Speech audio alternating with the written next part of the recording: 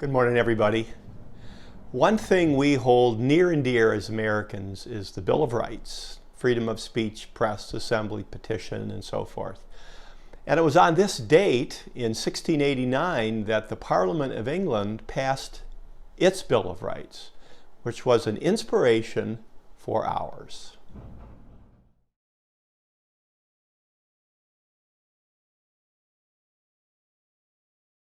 The divine right of kings was a common idea in Europe in the Middle Ages, saying that the kings have ultimate authority and power. And one man who believed that was Charles I. He not only believed in the divine right of kings, but he was openly disdainful of Parliament. He actually closed Parliament a couple of times. But he needed Parliament for money because war is expensive and he was fighting some wars, but Parliament didn't cooperate.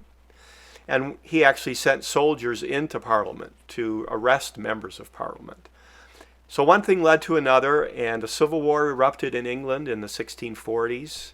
And it's basically the royalists versus the parliamentarians. And it was all about who is going to have ultimate rule in England, the king or the Parliament. And Parliament won. Charles I was executed, and this man who led the armies of Parliament took over, Oliver Cromwell. He really ruled as a military dictator. And one thing he did do was invade Ireland because of anti-Catholic feeling in England. And that's an important thing to note. So when Cromwell dies in 1660, the English ask Charles II to come from exile and rule. He was the son of Charles I. And he was known as the happy monarch. He was kind of easygoing, he had some good ideas, but he was very friendly with Roman Catholics. And when he got a loan from his first cousin, Louis XIV in France, who was Catholic, this made Parliament really nervous. So it passed the Test Act. And this basically prohibited Roman Catholics from being in Parliament and also from being in the military. So it was very much against Roman Catholics. Charles II died and his younger brother, James II, became king. But he was very openly pro-Catholic. And when he had a son, Parliament was very nervous that maybe there would be a Catholic monarch on the throne again. So they looked across the English Channel to Holland. And if you look at this family tree of the House of Stuart, notice the fourth line in red, you see William III, who's Dutch, and Mary Stuart, who is the daughter of James II. And they're Protestant, and they're first cousins, and they're husband and wife. So Parliament asks them to come to England to rule, which they do. It's known in English history as the Glorious Revolution because it led to a revolution in political right, and it was more or less without bloodshed. James II actually just left and went to France.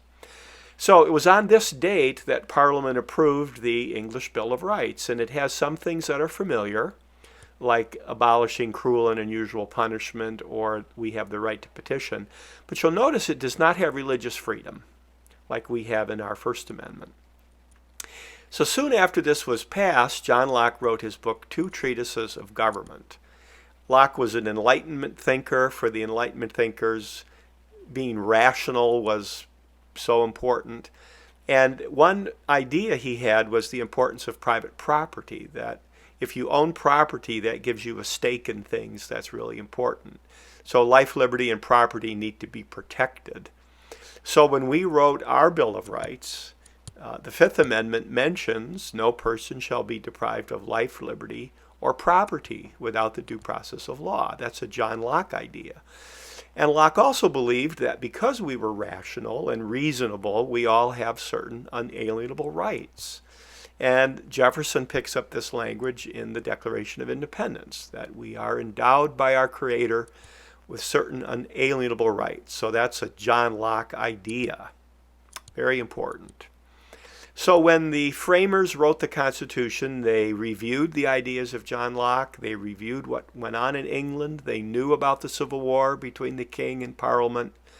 And when it came time to putting our Bill of Rights in the Constitution, the very first thing had religious freedom, which Britain didn't have. And we're so thankful that our framers put that in this very important part of our Constitution.